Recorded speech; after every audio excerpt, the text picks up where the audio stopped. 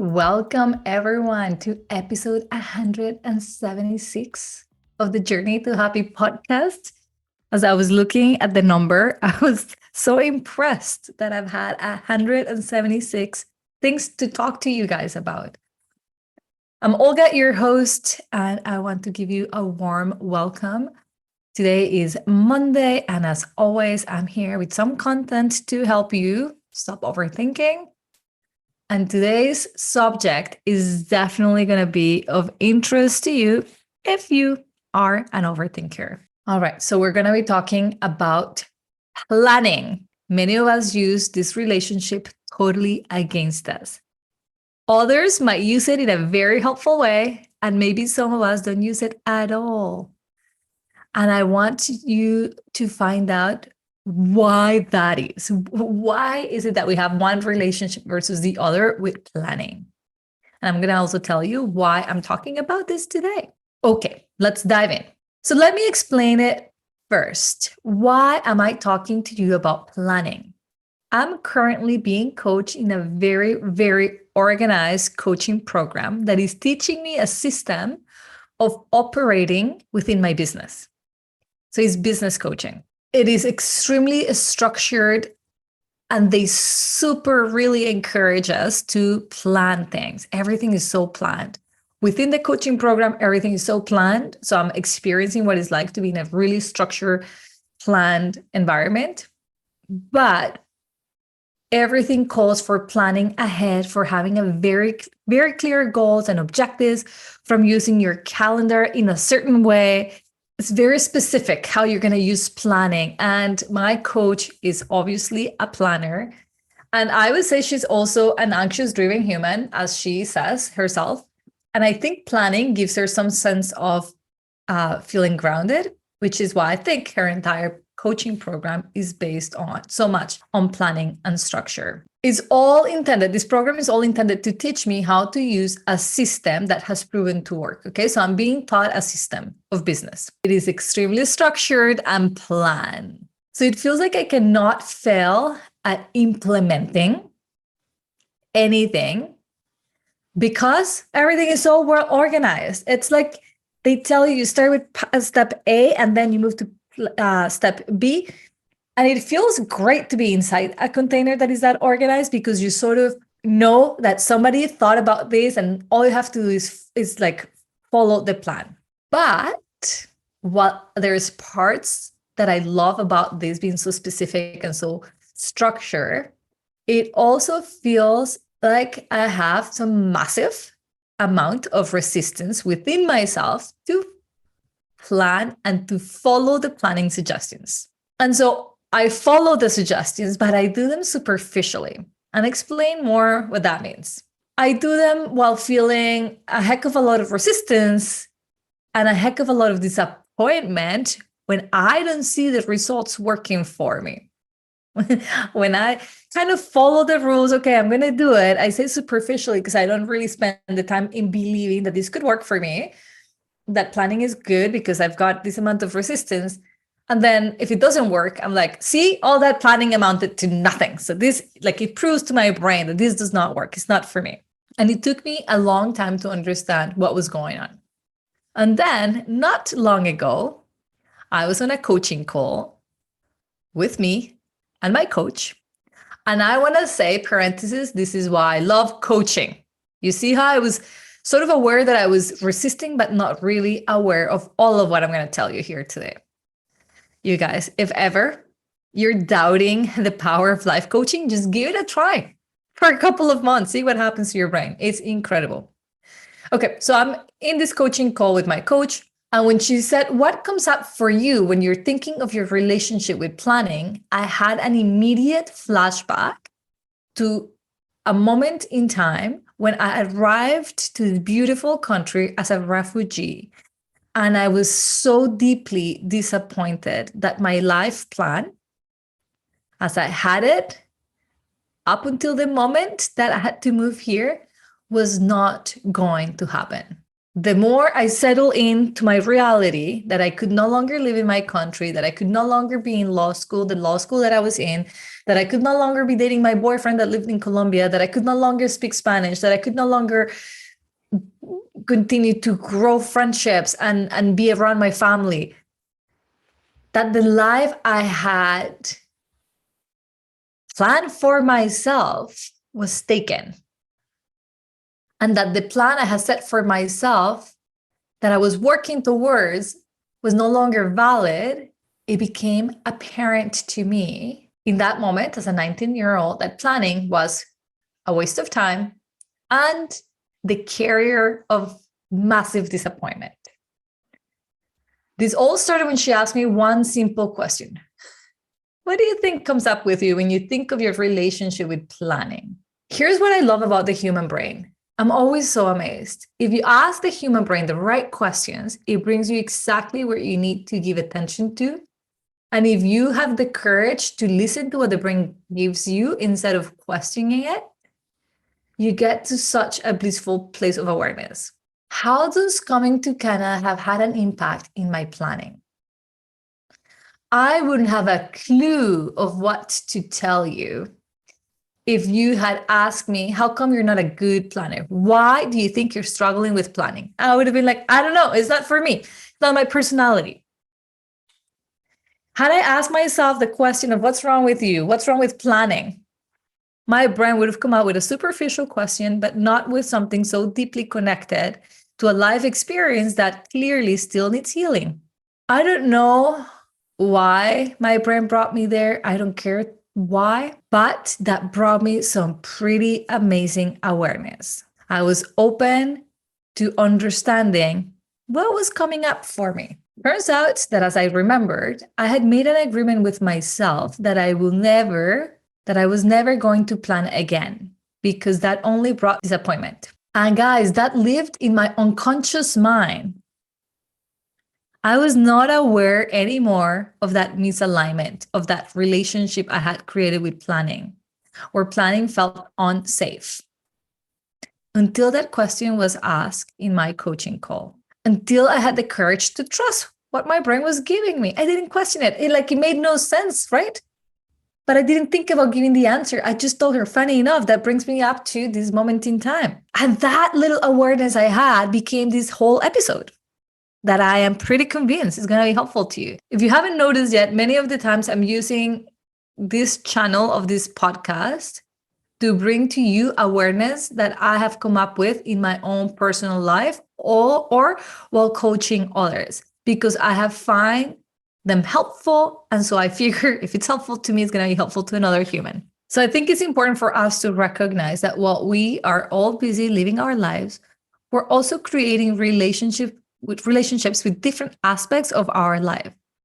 And in this particular case, we all have built that relationship around and with planning. So it will be important for you as the listener, before you continue on, to just pause me for a moment and ask yourself, what is my current relationship with planning? I coach many women who are highly attached to planning. They're so attached that if you ask me if they would probably feel lost without having a plan ahead. And they would feel highly disappointed if the plan didn't go as planned.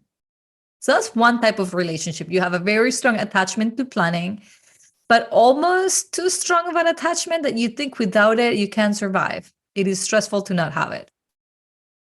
There's another type of relationship with planning, which is, okay, sure, I'll plan, but I won't stick to it. It's extremely flexible.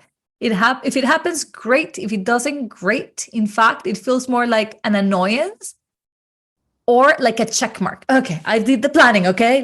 Look, like how I was being coached, what I was doing. I'm doing this because apparently it is helpful, but I'm really not invested into this planning thing. I actually refused doing it. Every time I was sitting down to do the planning, I was rolling my eyes like a teenage girl. And I was like, oh, I guess I'll put this in my calendar. I don't know why I need to get all the details. Oh, by the way, that's something that I've definitely hidden behind for a long time. I'm not a details person. And so I gave planning the meaning of details. Oh, I don't have to think about all the details. So that's one relationship where you sort of care, but you don't really. You're resisting it internally. you feel like a big pushback. And then the last relationship I can think of with planning is that you don't do it at all. You're like, it's not for me. I don't do it. That's it. If I just feel like there's a birthday party coming up, I wanted to plan it the day off or the day before, I'll figure it all out. So those are the 3 types of relationships that we can have with planning that I've come up with. And I want you to identify which type are you. Are you A, B, or C? Now, I came up with the ABC. They don't fit any psychological profiles of any kind, okay? It was just an easy way to say A, B, or C. Now, before I became a C, where so C is when you don't plan anything at all. Before I became a C, I was an A. And I was telling that to my coach. Since I was 10 years old or younger, I have known what I wanted to do when I grew up. I've always known. Like, you go to school and in high school, people seem so confused. I don't know what to do. And I always felt so bad for them. I'm like, it will drive me crazy if I didn't have such a concrete plan in my head. I knew I was going to help people. And I spent all of my high school years on a mission to figure out how I was going to help people. I initially thought it was through medicine. So I did the work. I read the books. I was like, I knew so much about the human body because in high school, on my free time, I'm exploring if medicine is how I want to do it. And then a friend of mine who was studying medicine invited me to the hospital for a day, and I could not stomach half the things I saw. I'm like, this isn't for me. So I realized, no, I'm going to be a lawyer like my mom. She's shown me the way. She's helping people this way. Perfect. So I knew I'm going to help people. It's going to be through law. I actually love reading. I love writing. I love history. I love Colombian history. Absolutely. I was an A. My desire has always been so strong. My passion. It was very clear what I wanted, when I wanted it, and that I was going to go. Like I had a plan. It was one school, for you to have some context as well, Mike, I grew up in civil war. So my country was in civil war by the time I was born, had been in civil war by the time I was born for a long time. And I was born into this conflict. So I felt very attached to the cause of my country. So law felt really powerful to me. Like I could really make a difference and I could really help people. So I wanted to not only study law, I wanted to do a master's in human rights, and I wanted to help people whose rights were being violated and represent them and represent the poor people. And I didn't really care to be a rich lawyer. I cared to be a really helpful lawyer. So you can begin to feel like I had so much passion. I was like, yes, this is what I want. I was so connected to my cause, to my country, to my people, to my purpose. My vision was so clear. And then life happens. And life had a different plan for me. So in my own personal experience, I learned that planning sucked.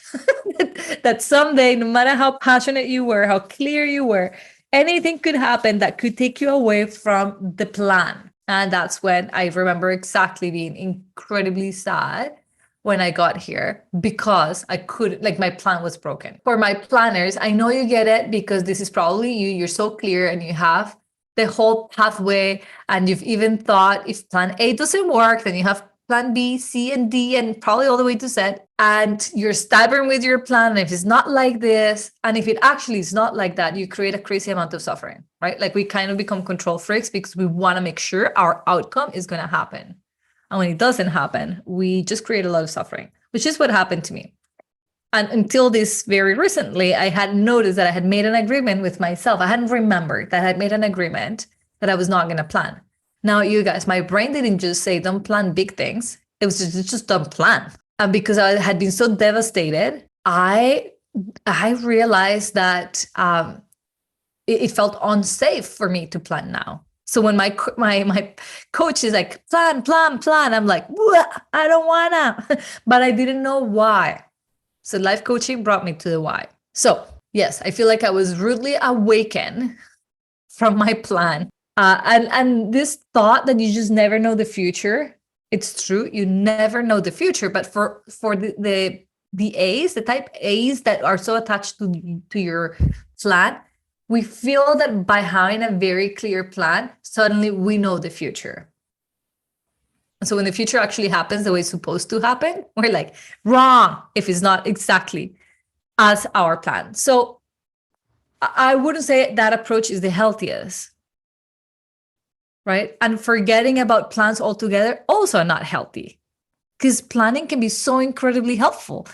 I'm experiencing it. Like, I actually allow some planning in my life. I have allowed some planning in my life. And those are the parts that I love the most about my life, because it's organized and it's easy. Planning makes it easy. And then for the B's that are kind of doing it, but not doing it, you're just putting some energy, but it's not bringing you to anything. That planning is just not bringing you any results. Now, coming back to the planning, what is cool about the planning is that if you're a planner, is that you're so clear on your drive, on your why, on your passion, on your purpose, the purpose of that goal, of that thing that you're like planning for. So let's say you're like super planner and it's about a birthday party. You understand that your goal is for everybody to have a great time. And so all of your drive to make the best out of this planning, to think of all the details, is that. And what I would say to you, my big planners, you're in a much better place than the no planners at all, because those don't even stop to think, what's my intention? What do I really want? Now you just need to let go of that attachment to the outcome and just open up to that can happen as planned. But if it doesn't happen as planned, I'll be okay. What we all have in common, though, is that the planner A, B, or C, is that we're all trying to avoid disappointment. So the overly planners, they want to avoid disappointment. And that's why they plan so well, because they feel that, okay, this way I can just plan the future. The B's that kind of do it but don't, are doing it just a little bit to resolve some disappointment, but not enough. And so what they're trying to avoid is really feeling disappointed, because their brain thinks that if there is some planning, maybe the results that they want will get there. But if they don't attach to it, it's okay. They won't have disappointment, right? Like, I'm half committed, and if it doesn't happen, I didn't invest that much of my heart, so I'll be okay. And the ones who don't plan at all, so the me of recent years, we're also trying to avoid disappointment, because if we don't plan anything, we don't have any disappointments, right? It's like I can just fly through life. So how does this get triggered for you? Like, I don't want you to use planning against you. All three examples I've given you is using planning against you. Planning has great benefits. It makes your life organized. It allows your brain to think clearly. It makes any task a lot easier if you've got an idea of what steps you're going to follow, if you really get clear on why this matters. Why do you want to do it? Because then if the planning gets tough, if there is obstacles around the way, but if you're so clear on your desire, on your passion as to why, then you can overcome these obstacles in a much easier way. And for me, that was my case, right?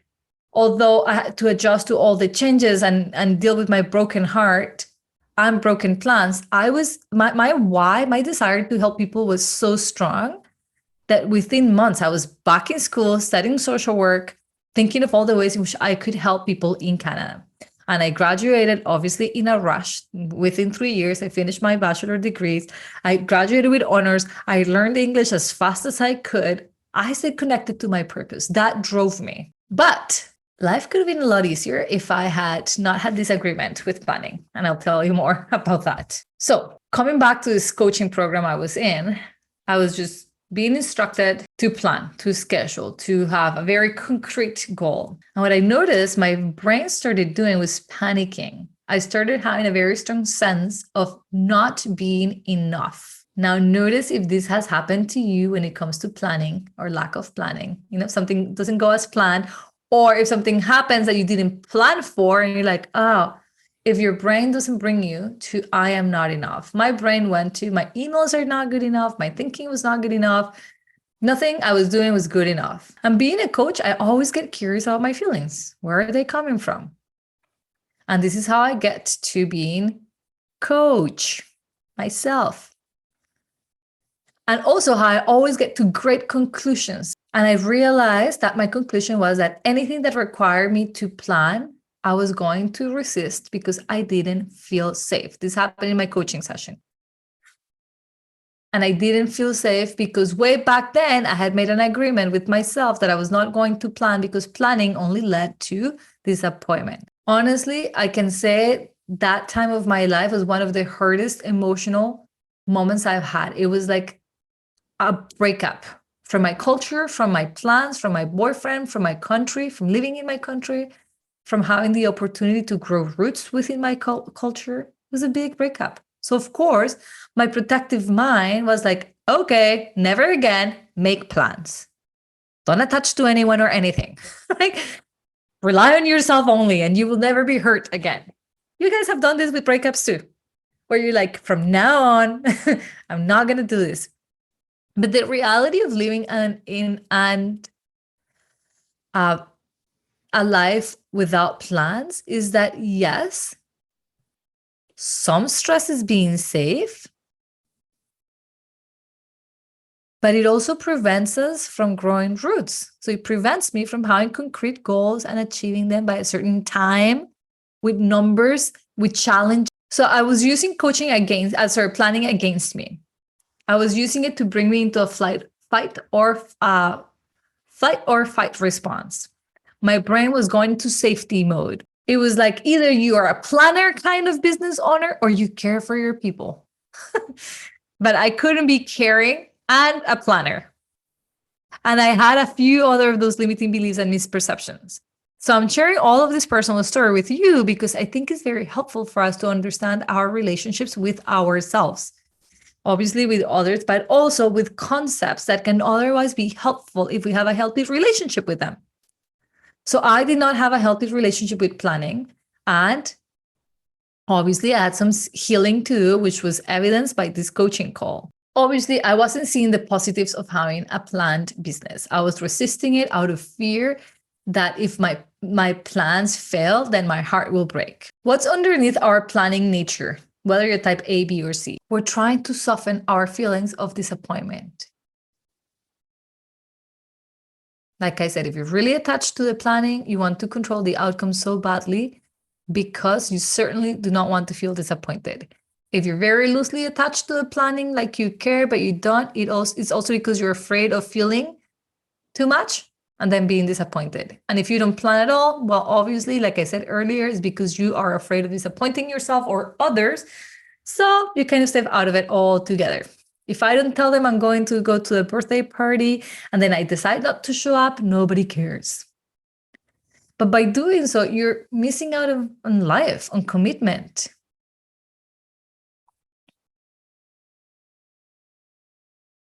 So it is in our human nature to obviously try to prevent and soften the feeling of disappointment. So when my coach asked me, what would it take for you to feel that you can plan and not be too strict or too loose? I was like, holy shit, what would it take? And this wisdom came to me, and I will need to tell, and I need to tell you guys because I think this is important. So the words that came to me is that I will need to start thinking and feeling like planning was safe. If I was to think that planning was safe, then I feel that I'll be more attached to planning, but without being too attached to it, or like that I will start using it in my favor instead of against me. And that's when 3 words came to me. And it's all actually so beautifully connected because those are the 3 words that are part of the values of my coaching. So how I operate within my coaching programs, these words are part of those values. So these words will help you have a healthier relationship, not only with planning, but with your sense of enoughness. Because you see, what's at the core of all this conflict with planning is that we don't feel enough. That we believe mistakenly that we're not enough. So my coach was like, okay, I'm still curious. Tell me what comes up for you. And I felt very emotional when I wrote down, I would have to think that planning is safe, because it reminded me of that 19-year-old who no longer felt safe because her plans were broken.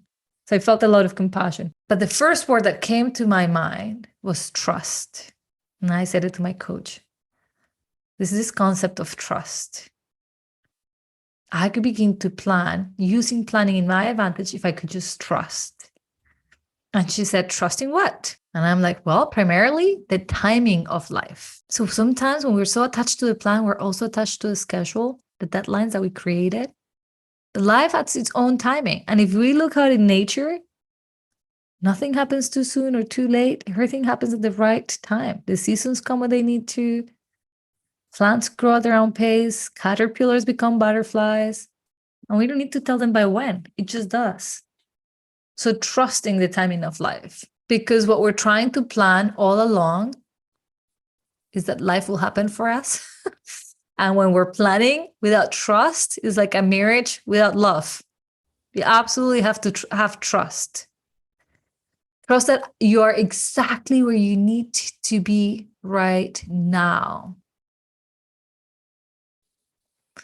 And if you can do that, your relationship with planning will be healthier. Your relationship with your sense of enoughness will be grounding and healthier, because now you're in this energy of trusting yourself, your circumstances, the lessons, the people in your life, the government. Just trust. Oof, I felt a lot of resistance when I said government just now.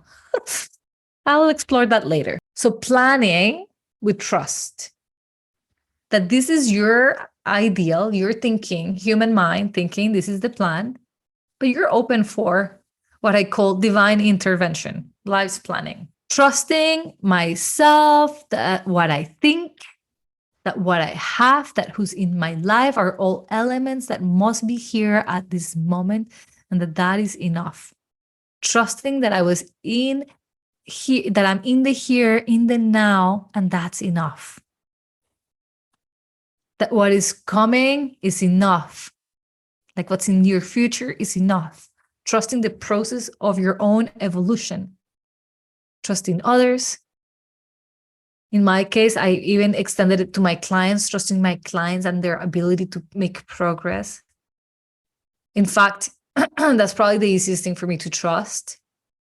If I'm planning, with my lack of planning, but when I'm planning for my clients, the one thing that it comes up very easy is that my heart 100% trust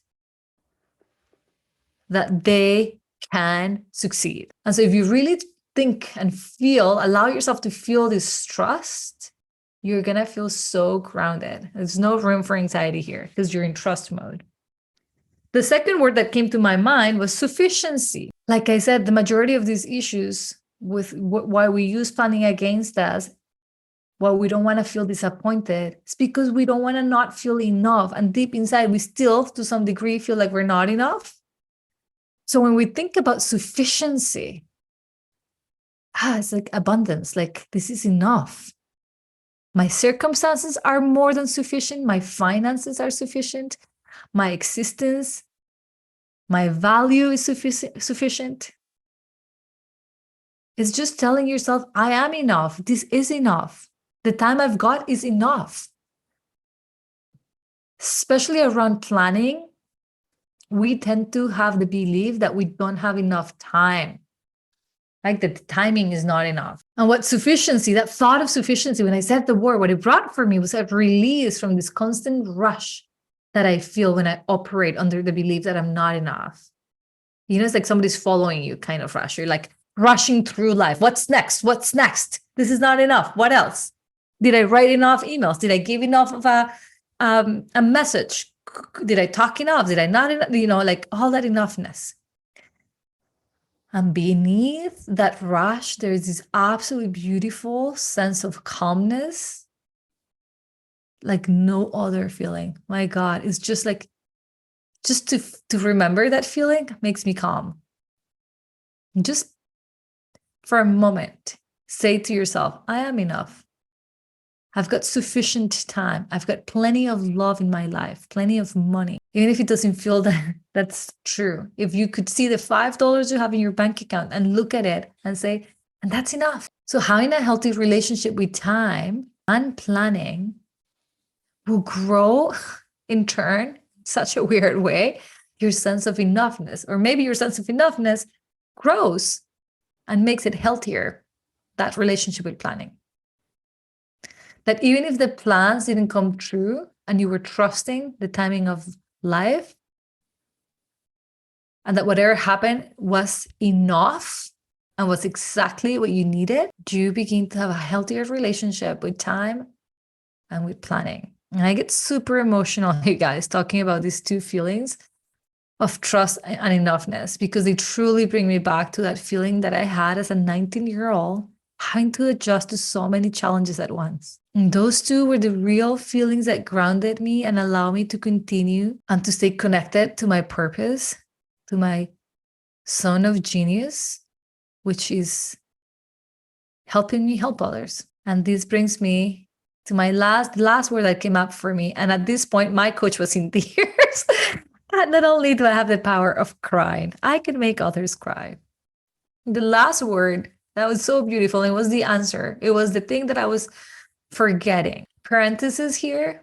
This is what I feel life coaching does for me. It reminds me of things I know that I've stored. And I'm like, oh yeah, I'll pull that out someday. And then you're in coaching, you're like, oh yes, remember this part of me. That's so cute. And it was so beautiful that memory of this word, of this essence of who I am, that even my coach couldn't help but cry. She felt it. That happens in my coaching sessions to my clients when they get reminded of who they are. Often is the two of us crying. So the last word is also my real genius, my real zone of genius. That word is connection. So for me to feel safe planning and have a healthy relationship with planning and timing, I needed trust. I needed this sense of sufficiency. And lastly, I needed to remember this absolutely beautiful word, which is what I do best, connection. To connect to myself, to connect to my purpose, to connect to others. That sense of community helps you use all the tools, all the mindset, all the planning, all of what you're learning about self-growth, all of what you're doing in your office, all of what you do. That sense of connection is what makes it possible for you. It makes it so much better and lighter. I purposely create a sense of community and I provide it within my coaching programs because I want people to have that sense of connection. My clients always say that it is so easy to open up, that they feel so seen, that they feel that they could trust me and the people in the group. And I tell you why that is. We have a very strong sense of connection. I connect strongly to my purpose. I am here to help. To my clients. Like I call their names. I'm like, yes, I see your purpose. I connect even to the divine. Every religion, every single one of them speaks about us having the divine within us. And while I don't follow any religion, I believe that. I believe there is the divine and I absolutely connect to it. So that's the last ingredient of helping our relationship with planning. With your sense of enoughness, to avoid the rush of like, you're constantly feeling like you're behind things. You begin to realize that you're not behind anything, that you're exactly where you need to be, that it's all working for you. I always tell my clients our brains are sneaky and that our limiting beliefs show up in different ways wearing costumes. For me, my resistance to planning was a costume that my limiting belief of not being enough was showing up with. And without coaching, honestly, I would have kept thinking, it's just, I'm not a planner. I would have stayed distracted with what was appearing to be the problem and not going deep enough to what was actually the problem.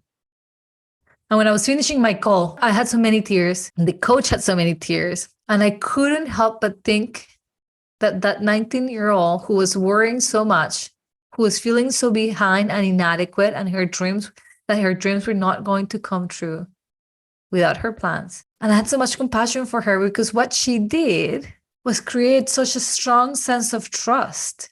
I remember the moment I said, okay, I can't fight this anymore. I'm just going to trust that this is where I need to be. That life knew better.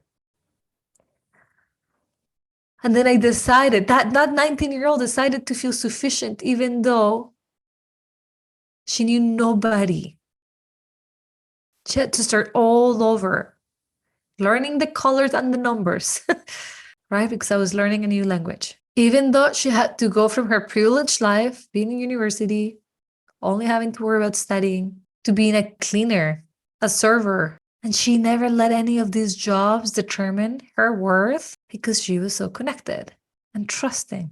She felt quite enough. And even though she had to be disconnected from family and culture, she decided to find her way to connect to that. And if she hadn't had that wisdom and she hadn't had the courage to do all three things, you would have never been listening to this episode.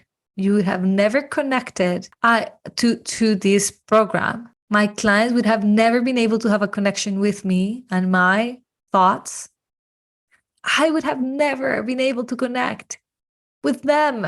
I would have never met my husband or met my son and my beautiful in-law family and my Canadian friends and multicultural friends who live in Canada. So without that awareness, without having chosen trust and feeling sufficient despite all the things that I no longer had, and choosing on what I did have, an awesome attitude, a purpose. So many beautiful things have come out of that. Just with a thought and awareness. Those feelings were renewed in such a beautiful way. So much gratitude was pouring through me when I was reminded of those three words that continued to allow me to grow my connection to self. So I'm excited for you to start using these three words as a form of helping you use planning from a different perspective, understanding that any resistance you might have probably come from a past contract you have with yourself where you misunderstood planning, timing, problem solving, and you were using it against you. Here's what I want to leave you with. You're not a victim of time. You are time. You create time. That's a game changer. That's what I want for you. If you've been using time against you, planning against you, think about your relationship and ask yourself what might need to happen for me to have a healthy relationship with timing and planning. Maybe for you, it's not planning, maybe it's organizing, maybe it's exercising. This kind of stuff and this kind of talks is exactly what we do within my coaching programs. I actually, after that coaching call, I had so much gratitude for my clients. I just felt so honored. And I felt like the pain that I've experienced in my life, like the pain before having to move here, while I moved here, and throughout those first years as a refugee, not speaking the language, just all those difficulties that you go through, that I'm sure if you are an immigrant and you're listening, you can relate. All of that was so freaking worth it because look what's happening. I'm now passing on to you some of my thoughts, and hopefully you're using those. And hopefully you're passing those to somebody else. And none of that would have happened without my story, right? So that's so beautiful.